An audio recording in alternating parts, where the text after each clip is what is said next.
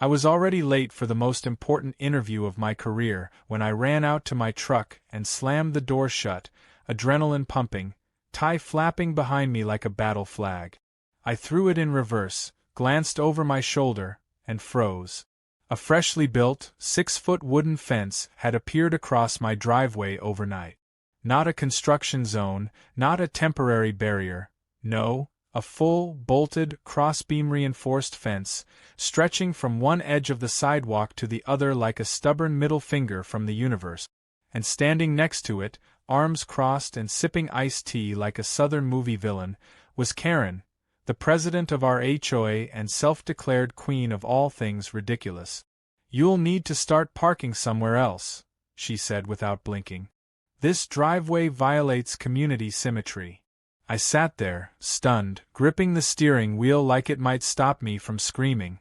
That's when I knew, this wasn't just about a fence. It was war. I didn't move. I didn't even blink.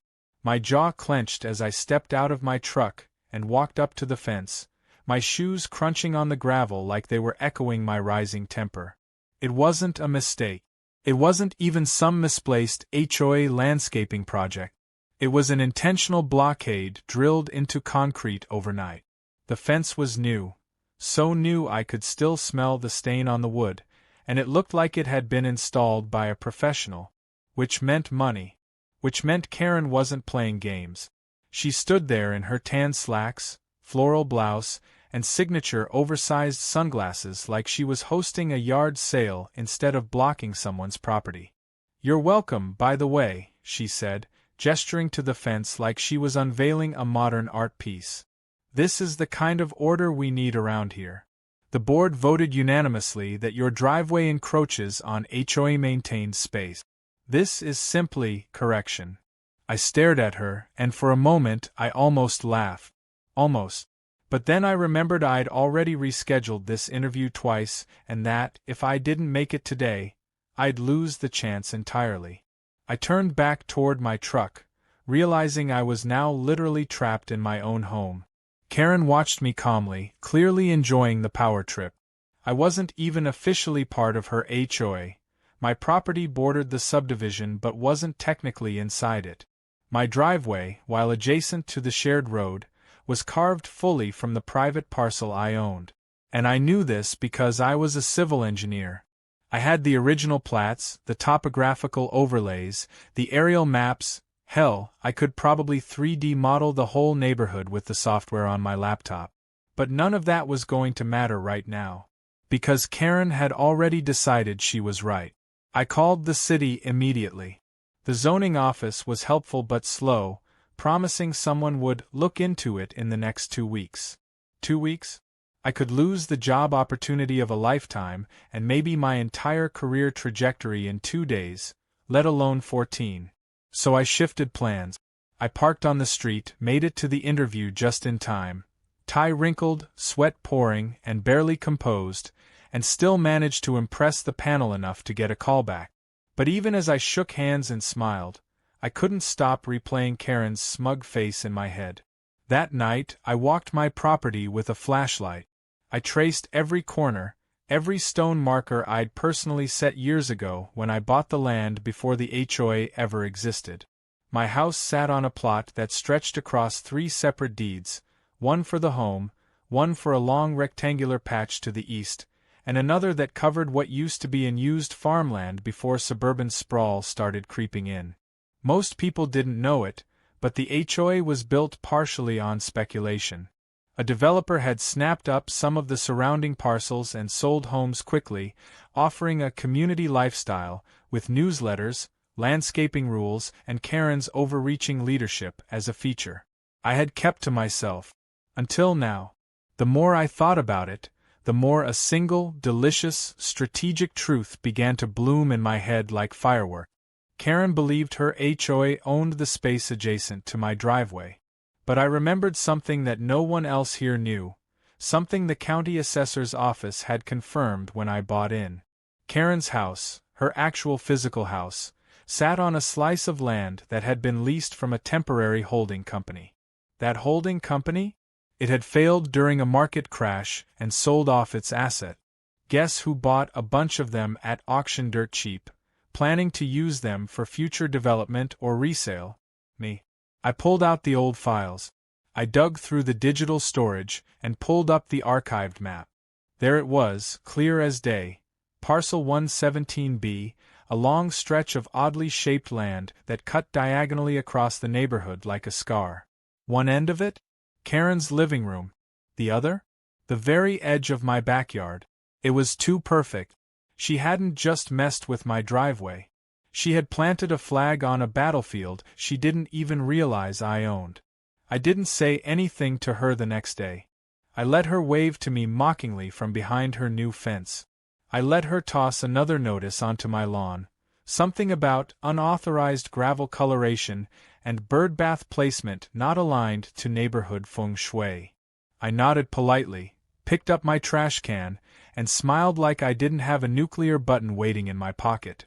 But behind that smile, the fuse was already lit. She wanted to play games with fences? I was going to play Monopoly, with her house as the final property. And this time, the rules were mine. The next morning, I woke up early and grabbed my laptop with the kind of energy reserved for revenge and spreadsheet. Coffee in hand, I sat down and started digging through everything I had on the property.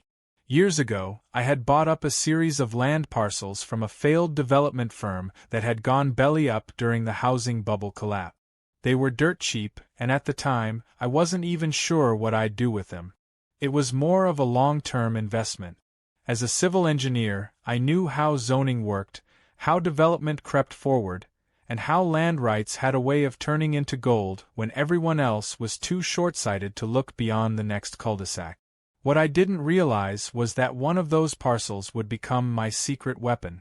Because one of them, the oddly shaped, overlooked triangle that had no real access road and didn't seem to serve any practical purpose, extended just far enough to encompass the very foundation of Karen's house. I called my lawyer. He was a sharp guy I'd worked with before on development permits and city bids. When I explained the situation, he went silent for a moment, then said slowly, "Wait, you're telling me she built her home on land you own?" I explained how the original developer must have assumed the HOA would eventually buy the adjacent parcels, but that never happened. The lease from the original project expired last year, and no renewal had ever been filed. The title, zoning rights, and ownership were still in my name. And not just that, but the fence she'd installed across my driveway? It technically sat on a legal easement I had filed years ago, allowing access to my property. She was in violation twice, once for blocking the easement, and once for occupying land she didn't own. My lawyer practically jumped out of his seat through the phone. He told me to document everything, photos, videos, timestamps. So I grabbed a measuring wheel, my drone, and every city-issued plat I had. I spent the afternoon measuring from every corner, reconfirming the landmarks I'd memorized years ago. With my drone in the air, I mapped the lines visually. When I overlaid the zoning map on top of the drone footage, it was undeniable. Karen's house, her pristine patio, and the koi pond she bragged about in every HOA newsletter all sat on land that legally belonged to me. I filed a report with the county records office to double-check the boundaries and get an updated confirmation letter of ownership. Then I walked into City Hall, dressed in my favorite flannel shirt and jeans, looking like someone checking in on a landscaping permit, not someone about to drop a real estate bomb. The clerk pulled up my documents, and when she saw the parcel coordinates, she raised her eyebrows and muttered, "That's going to be messy." I smiled and handed over the rest of my paperwork for official stamping. That afternoon, I called the zoning enforcement office and requested an inspection. Not on my property, on hers.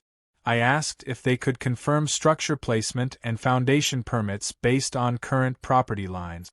It was standard procedure and entirely within my rights as the landowner. I didn't even have to explain why. The clerk on the other end just said, "Sure, we can have someone out next week." I thanked them, hung up, and leaned back in my chair. The ball was rolling now, slow and steady like a wrecking ball with a polite smile. Karen, of course, was completely unaware.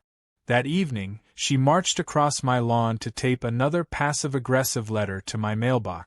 This one warned me that my grass was growing in uneven tufts, and that I had 72 hours to comply with community landscaping standards.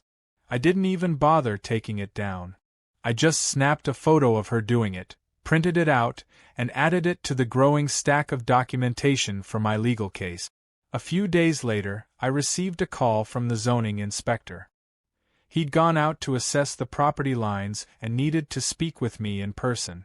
When I arrived, he looked amused and slightly annoyed. "So, this Karen lady," he began. "She told me I wasn't allowed to step on her private land." He shook his head and chuckled. "Told me she'd call the sheriff if I took another picture of her koi pond." I handed him the certified document. His eyes widened as he skimmed them. "Well, I'll be damned," he muttered. "This whole corner of her house is off the legal boundary." With his permission, I took my own photos while he marked the legal edges of the property. Bright orange stakes dotted the grass, and once they were all in place, the story they told was unmistakable. Her house was squatting like an uninvited guest on a lawn it didn't own. I made sure to get shots from multiple angles, some with the drone, some from the ground, and a few that included Karen's garden gnomes looking especially panicked. By the end of the week, I had a file so thick it could stop a bullet. My lawyer reviewed everything and nodded approvingly. "So what do you want to do?" he asked. "File for eviction? Go straight to litigation?" I smiled and said, "Neither. Not yet. Because I had a better idea. If Karen wanted to act like queen of the neighborhood, I was going to treat her like royalty, in medieval terms. I wouldn't just challenge her authority. I would sell the land beneath her castle to the highest bidder and let the new owner send the eviction notice. So I listed the land. Not quietly. Not anonymously. I made sure the listing went up with clear zoning descriptions, development possibilities, and even aerial views showing Karen's house smack dab in the middle of the plot. Within 24 hours, I had 2 interested buyers. A contractor looking to expand a housing project and a local startup wanting to use it for renewable energy pilot project. Both of them had deep pockets and zero interest in keeping Karen's house where it was. I let the offers roll in while Karen continued her reign of terror, blissfully unaware that her HOA throne was built on a time bomb. And I was the one holding the detonator. Karen's reign didn't just continue, it escalated. After I listed the land beneath her home, I expected maybe a hint of suspicion from her, some inkling that her smugness might be cracking. But no. She doubled down like someone bluffing with a losing hand and too arrogant to admit it. The day after I uploaded the land listing to a popular real estate platform, she came storming down the sidewalk in her floppy sun hat, holding a clipboard and a printed-out HOA violation report.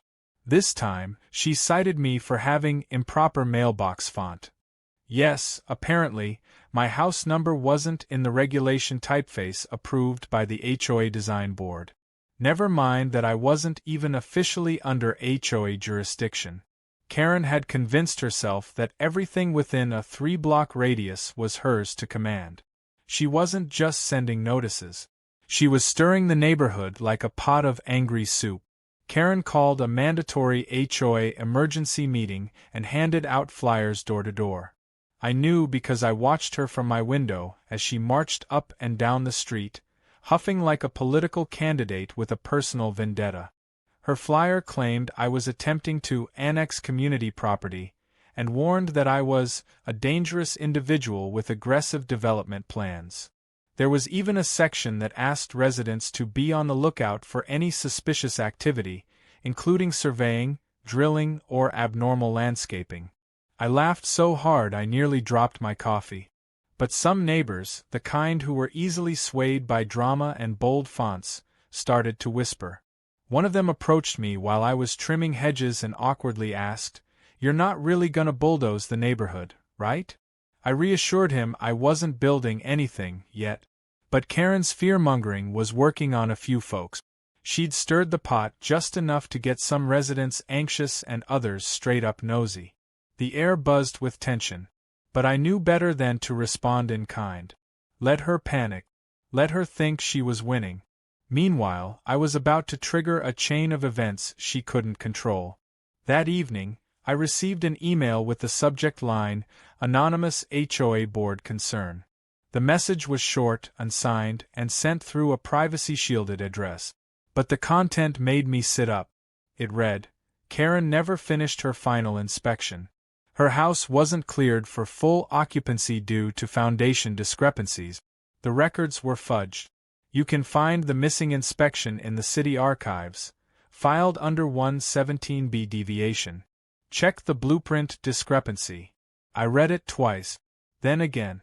It sounded ridiculous, like a conspiracy theory. But something about the blunt tone and specific detail made me curious. I headed to the municipal records office the next morning and requested any structural inspection documents related to Karen's parcel.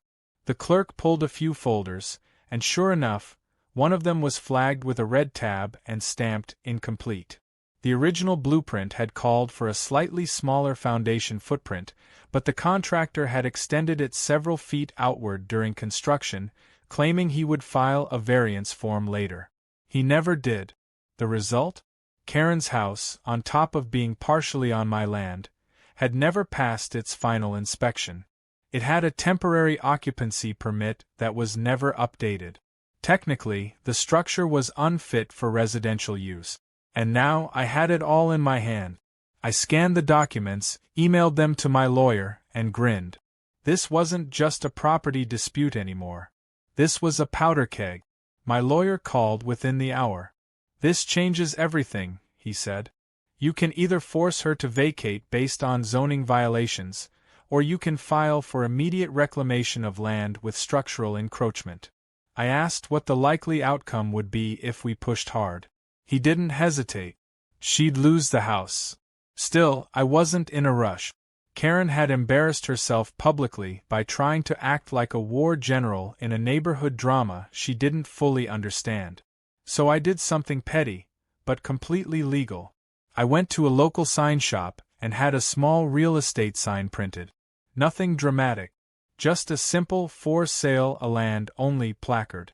And I placed it right on the edge of her lawn, perfectly centered under her HOA-approved tulip bush. She saw it that afternoon while tending to her flower bed. The sound she made wasn't human. She screamed so loud a neighbor ran out thinking someone had been attacked. Karen ripped the sign out of the ground and stormed across the street to my porch. She banged on the door, waving the sign like a weapon, and demanded to know what kind of stunt I thought I was pulling. I calmly opened the door, stepped outside, and said, "Just advertising what's mine." Her face turned scarlet. "This is harassment," she shrieked. "You're threatening my property." I shook my head. "No, Karen. I'm advertising my property. Yours just happens to be sitting on top of it without a permit." Her mouth opened, but no words came out. She stared at me, stunned, realizing, finally, that I wasn't bluffing. She tried to spin the story one more time. At the next HOA meeting, which she held in the community park, she dragged a folding chair onto the grass and read from a prepared statement. She accused me of land manipulation, intimidation, and illegal business practices. But halfway through her speech, one of the newer residents, an attorney, interrupted her. He stood up and asked, "Karen, do you have documentation proving your house passed its final inspection?" The silence that followed was deafening. Karen blinked, stammered, and said she wasn't going to entertain such ridiculous questions. But it was too late. The seed of doubt had been planted. By the end of the week, rumors were flying. People started coming to me quietly, asking what I was going to do. I told them the truth. I was going to sell the land, legally and transparently, and whoever bought it could do with it as they pleased. Some of them laughed nervously. Others looked intrigued. Karen, on the other hand, stopped smiling entirely. Her home, the monument to her authority, was suddenly a target. And no amount of HOA flyers or petty violations could stop what was coming. Then the real kicker arrived. A sleek black SUV pulled up to my house one afternoon, and a man in a sharp blazer stepped out. He introduced himself as a representative of a real estate investment group. They had seen my listing and were very interested, not just in the land, but in the media attention it was starting to draw. He handed me a folder with an offer that was far above anything I had expected. As I flipped through the pages, I noticed something that made me pause. One of their advisors was a retired zoning official, someone who had worked directly with Karen's original builder. I looked up, grinning. The man smirked and said, "We've been waiting for something like this. You're not the first she's crossed. But you might be the last." The day I accepted the offer was the day the game changed. Up until that point, Karen thought she was in a battle of egos, a suburban slap fight over property lines and lawn decor. But when the ink dried and the land legally changed hands to a powerful development group, her little empire turned into a sandcastle in a rising tide. The new owners wasted no time. They submitted an official notice of pending land development and sent Karen a certified letter requesting immediate discussions regarding her home's unauthorized presence on their parcel. Not a demand. Not an eviction. Just a polite but firm invitation to talk. Of course, she ignored it. By the time the second letter arrived, this time via legal courier, Karen's panic had started to show. She began walking the neighborhood with less of her usual swagger. The clipboard still dangled from her hand, but she no longer handed out violation slip. Instead, she clutched them like a shield, hoping they'd somehow protect her from what was coming. Her koi pond, once the pride of her backyard and the subject of half her Facebook posts, lay covered with a tarp. Her blinds were now perpetually drawn, and the HOA newsletters, once weekly manifestos filled with exclamation points and passive-aggressive cheer, stopped arriving altogether. Still, she hadn't faced me. Not directly. That changed the day I came home to find a letter taped to my door. Not from her, but from her attorney. A formal cease and desist, filled with jargon and bluster, claiming emotional distress, property interference, and reputational damage. I passed it to my lawyer, who laughed out loud. "This is desperation," he said, flipping through the pages. "She has no case. She's stalling, hoping you'll blink first." But I had no reason to blink. The new developers were already moving forward with plans. They weren't even interested in the land for homes. They wanted to build a smart infrastructure demo, something with underground utilities, clean energy panels, and green zoning. Karen's house? It was in the way. The legal team representing the new owners filed the formal notice next. A land reclamation suit that requested either removal of the structure or a purchase of the parcel at its newly assessed value, which, thanks to development interest, had tripled. Karen, now boxed in, demanded an emergency HOA meeting. Flyers went up on poles and mailboxes overnight. The subject line in bold: "Save our neighborhood from corporate overreach." But the turnout wasn't what she expected. Maybe 10 people showed up, including the guy who still thought the HOA had a say in zoning law and the elderly woman who always brought cookies to make things less tense. No one volunteered to speak. No one stood up to defend her. Mid-meeting, a man in a suit arrived. He introduced himself as legal counsel for the developers and requested to speak. Karen tried to shout him down, calling it a private HOA meeting, but he simply opened a folder and began reading from it: land ownership transfer, zoning compliance orders, and the original building inspection failure. One by one, he laid out the paper trail in front of everyone. This home, he concluded, was built without final occupancy clearance on land that was never legally acquired. Karen sat frozen. Her jaw twitched, eyes darting around, looking for an ally. There were none. Even the cookie lady shifted her chair an inch away. Then came the public open house, one of the boldest and most devastating moves yet. The development group hosted it right on the disputed parcel, staging a mock layout of the future tech park. Tables with models, refreshments, and sleek renderings of solar-powered community spaces sat just a few feet from Karen's fence line. People wandered through, curious and excited. Local press arrived. A drone buzzed overhead capturing footage. And there, amidst the crowd, stood Karen, alone, red-faced, and trembling with rage. She tried yelling at one of the organizers, accusing them of trespassing. He calmly handed her a copy of the new land deed and smiled. But the moment that changed everything was when her own husband finally broke. Until then, he had stayed mostly in the background, the quiet man behind the curtain, occasionally mowing the lawn or waving awkwardly at neighbors. But now, under the weight of legal threats and public spectacle, he snapped.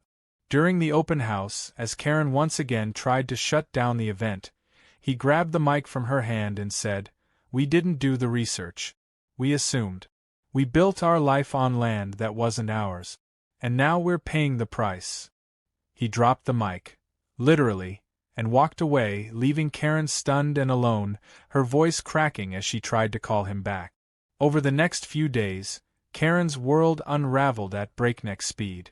Her social media pages went dark. Her front lawn, once immaculate and policed like a national treasure, became overgrown. The HOA board quietly held a vote to strip her of her presidency, citing loss of community trust and legal liability concerns. A printed notice went up at the mailbox kiosk. New HOA elections to be held next month. Karen will not be running. I passed by it on my way to the corner cafe and couldn't help but smile. But it wasn't over just yet. The final legal ruling came 2 weeks later. The judge, after reviewing all documents, ruled in favor of the development group. Karen was given 30 days to vacate the portion of her home that encroached onto the reclaimed land. Since nearly half her foundation overlapped, that essentially meant tearing down or relocating the entire structure. She could, of course, negotiate a purchase, but with the price triple what she could afford and her savings drained from legal fees, that option vanished as quickly as it appeared. When the official notice of eviction was posted on her door, it was surreal. A thin sheet of paper taped above a brass welcome sign that read "Home is where the heart is." The irony was almost poetic. Neighbors walked by slowly, some glancing, others whispering. No one knocked.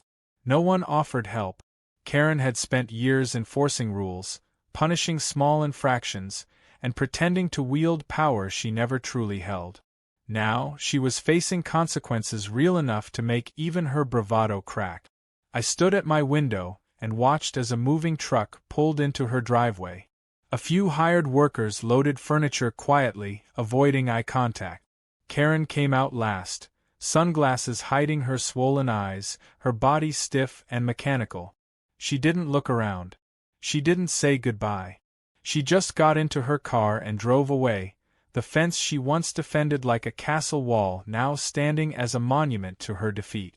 Later that evening, a team arrived with surveying tools and heavy machinery. They began preparing the site for development. One of the workers, recognizing me from the open house, waved and said, "You really pulled this off, huh?" I nodded. I had. Not through shouting, not through confrontation, but through patience, precision, and the kind of quiet revenge that leaves no mess, only progress.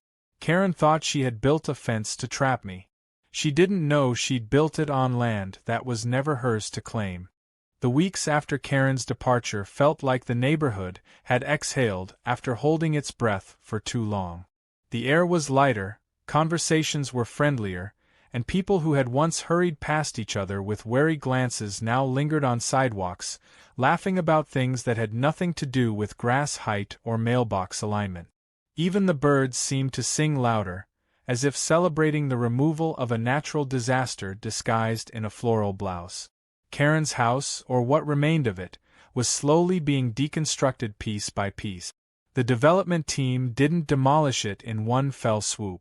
Instead, they carefully took it down in stages, salvaging reusable materials and recycling others, making a public show of doing everything by the book. There was something poetic about watching the place she had ruled from like a queen slowly disappear under the care of men with hard hats and clipboards. The fence she had installed, the very thing that started it all, was taken down in under 20 minutes and tossed into the back of a scrap truck like an afterthought. The development project kicked off in full force soon after. Surveyors planted new markers. Engineers set up mobile offices. I visited the site often, not out of spite but curiosity. It was surreal to walk across land that had once triggered such chaos and now buzzed with the rhythm of progress. The developers stuck to their promise of building a smart infrastructure park. Instead of a soulless commercial strip, they designed a mixed-use hub with renewable energy features, an open-air plaza, and even a small community garden space. They asked me to consult on the layout, and eventually, they brought me on as a permanent advisor for zoning compliance and planning. The irony wasn't lost on me. Karen had tried to gatekeep the community under her control, and in the end, she'd handed me a pathway into something much bigger. Some neighbors who had once sided with Karen came to me quietly. They apologized, not just for believing her lies, but for being silent while she ran roughshod over the community. I didn't hold grudges. I knew how convincing someone like Karen could be, relentless, charming in her own twisted way, and always armed with paperwork, even if none of it meant anything. What mattered now was that people learned. Not just about land rights or HOA limitations, but about asking questions before following orders, about standing up when something feels wrong even if it's uncomfortable. The whole ordeal had shaken up the false order Karen had imposed and replaced it with something more grounded, more cooperative. Still, there were moments I found myself reflecting on just how close she came to getting away with everything. If I hadn't known my landlines, if I hadn't kept the original deeds, or followed through with due diligence, Karen's fence might have been the start of her expanding control rather than her downfall. She had bet on most people not fighting back, on intimidation working long enough for her to rewrite the rules in her favor. But sometimes, the only thing you need to win is the truth and the patience to let it unfold. In this case, I had both. Then came the interview. A local news station had picked up on the story through one of the articles written about the tech park development. They wanted to run a feature not just on the new project, but the bizarre series of events that led to its creation. I hesitated at first, unsure if I wanted to become the poster child for neighborhood revenge, but the developers encouraged it. They believed the backstory would show that real progress comes not from bulldozing over people, but from thoughtful, strategic action. So I agreed. The reporter asked smart questions. I kept my answers measured and honest. Yes, Karen installed a fence on my driveway. Yes, I owned the land beneath her house. No, I didn't seek to ruin her. I just reclaimed what was mine and let the consequences follow. The segment aired on a Friday evening and blew up overnight. It made rounds on Reddit, YouTube, and every Entitled People forum imaginable. Memes started popping up with captions like, "Don't fence me in, unless you want to lose your house," and "Karen built her kingdom on sand, and someone else owned the beach." The fame wasn't something I chased, but I admit, seeing it all go viral felt like poetic justice. It didn't make up for the stress, the time, or the legal headaches, but it gave the whole ordeal a purpose, a punchline, and a lesson wrapped in humor and dramatic irony. About a month after everything settled, I walked to the edge of the new plaza where the developer had placed a commemorative plaque. It wasn't grand, just a small bronze marker embedded into a polished stone base. It read, "From dispute to development, proof that boundaries matter." I chuckled at the wording, knowing it had been written with Karen in mind, though her name would never be etched in stone. A few feet away, the former site of her koi pond now held a cluster of native wildflowers planted by local students as part of an environmental initiative. Bees buzzed around them peacefully. Life had moved on. One evening, I noticed a car parked across the street from the site. A black sedan with tinted windows. A woman sat behind the wheel, staring silently at the transformed land. It took me a few seconds to recognize her. Karen. She looked older somehow, smaller, like someone who had finally run out of energy to be angry. Her eyes weren't furious, they were hollow. She didn't get out. She didn't wave. She just sat there for a long time before finally driving off. That was the last I saw of her. No dramatic confrontation, no final words. Just a quiet exit from a chapter that had already closed without her. Months passed. The Smart Plaza became a gathering spot for families, students, and small pop-up vendors. On weekends, I would sometimes walk through it with a cup of coffee and think about how close everything came to becoming a cautionary tale instead of a community success. Karen's house was gone, but the lessons she left behind lingered like old footprints in fresh cement. People knew better now. About power. About property. About not building fences, literal or metaphorical, without knowing whose ground you're digging into. For me, it was more than revenge. It was a reminder that standing your ground doesn't always mean yelling or fighting. Sometimes it means staying quiet, gathering your facts, and letting the truth do what it was always meant to do, settle the matter permanently. And in the end, it wasn't the loudest person who won. It was the one who had the deed.